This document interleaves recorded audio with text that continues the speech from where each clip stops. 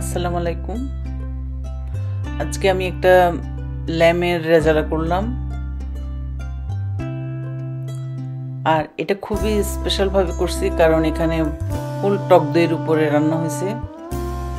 আর এটা খেতে খুবই মজা কারণ একটু সাওয়ারি সাওয়ারি, আর এখানে লটস অফ বাদাম দেওয়া হয়েছে, কিশমিশ দেওয়া হয়েছে, আর দেখেন কি সফট হয়েছে। মানে কোনো পানি ছাড়াই রান্না করব, আর খেতে তো খুবই মজা। এটা পোলাওর সাথেও ভালো লাগে, পরোটার সাথেও ভালো লাগবে, নানের সাথেও ভালো লাগবে, আবার ভাতের সাথেও ভালো লাগবে। আমরা সব কিছুর সাথে ট্রাই করছি কারণ আমি রান্না করছি প্রায় এখানে 2 কেজির মতো। আমরা সব কিছুর সাথে মোটামুটি খাওয়া হয়েছে, আর টেস্টও খুবই চমৎকার, একদম আনকমন। অবশ্যই ট্রাই করে দেখবেন, আশা করছি ভিডিওটা ভালো লাগবে। আর ভালো লাগলে আমার চ্যানেলটাকে একটু সাবস্ক্রাইব করবেন, আপনাদের কাছে আমার রিকোয়েস্ট। আমি এখন ফুল রেসিপিটা দেখিয়ে দিব। আমি এখানে নিয়ে নিয়েছি 2 কেজি মাংস, আর দিয়ে দিব এখানে মানে একটা টক দইয়ের যে আমি মানে এই যে এটা ন্যাচারাল ইয়োগার্ট লো ফ্যাট, এটা ফুল আমি দিয়ে দিব এখন খুলে মাংসের সাথে দিয়ে আমি মাখিয়ে রাখবো 30 মিনিটসের মতো। এই যে লবণও দিয়ে দিচ্ছি। তো অবশ্য আমার 30 মিনিটস হয় নাই, আমি 40 মিনিটস প্রায় 45 মিনিটসের মতো রাখছি। এরপরে আমি রান্নাটা বসাবো।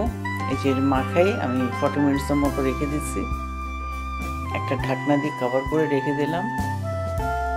40 মিনিটস পরে এখন আমি দিয়ে দিব আদার পেস্ট, রসুনের পেস্ট 1.5 চামচ করে দিয়ে দিচ্ছি। আদা রসুনের পেস্ট দিয়ে দিচ্ছি, এলাচি, দারচিনি,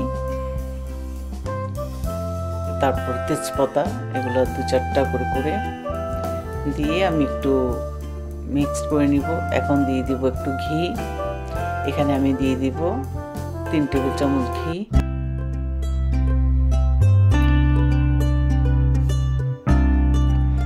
তারপর আমার প্যাকেটে করা মিট মশলা ছিল, ওখান থেকে দিয়ে দিলাম 1 টেবিল চামচ।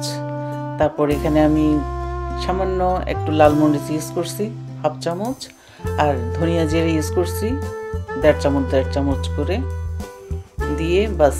এখন আমি দিয়ে দিচ্ছি গরম মশলা, আমার বানানো যে মশলাটা আছে ওটা দিয়ে ভালো করে মাখিয়ে আরও আমি 10 মিনিট রাখবো। তারপর আমি এখন চুলাটা জ্বালিয়ে দিব 10 মিনিট পর। আর এখানে গোল গোল করে আমি কিছু পেঁয়াজ কেটে নিব। এখানে আমি প্রায় 3টার মতো পেঁয়াজ কেটে নিয়েছি। এখন এগুলো খুলে নিব রিং রিং করে, এই যে খুলে নিয়েছি। আর এখানে আমার মাংসটা দেখেন ফুটে আসছে। এখন কতক্ষণ পর পর আমি নেড়ে দিব। এখানে আমি কোনো পানি ইউজ করব না, এটা অল্প আগুনে কিন্তু আমি এটা রান্নাটা করব। এর মধ্যে এখন পেঁয়াজগুলো দিয়ে দিলাম। যখন মানে 10 মিনিটের মতো সিদ্ধ হয়েছে তারপরে পেঁয়াজগুলো দিয়ে দিছি। দিয়ে এখন আমি পেঁয়াজগুলো দিয়ে ভালো করে মাখিয়ে আবার অল্প আছে আমি বসাই দেব। এই যে দেখেন অল্প আছে, আস্তে আস্তে করে পুরা এই যে 5-এর মধ্যে দিয়ে আমি পুরো রান্নাটা কমপ্লিট করতেছি। মাংসটাও মোটামুটি সিদ্ধ হয়ে যাচ্ছে। আমি কোনো পানি ইউজ করি না, মাংস থেকে যে পানি বের হয়েছে সেই পানির মধ্যে কিন্তু মাংসটা সিদ্ধ হচ্ছে। এখন আমি এখানে 2 রকমের বাদাম আর কিছু কিশমিশ নিয়ে নিছি, আলমন্ড নিছি, কাজু নিছি, আর কি বলে কিশমিশ, 3টা আমি সমান সমান নিছি। এই যে এখন দিয়ে দিলাম।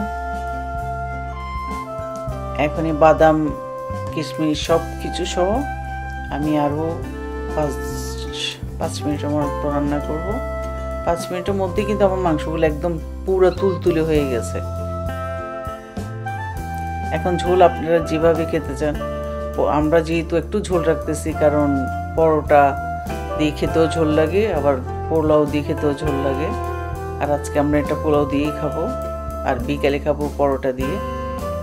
খুবই টেস্টি একটা রান্না আজকে আপনাদের সাথে শেয়ার করলাম। আশা করছি আপনাদের ভালো লাগবে। যদি ভালো লাগে অবশ্যই লাইক করবেন, শেয়ার করবেন, আমার চ্যানেলকে সাবস্ক্রাইব করবেন। আমার ফেসবুক পেজকে লাইক করবেন। আজকে পর্যন্তই। আল্লাহ হাফিজ।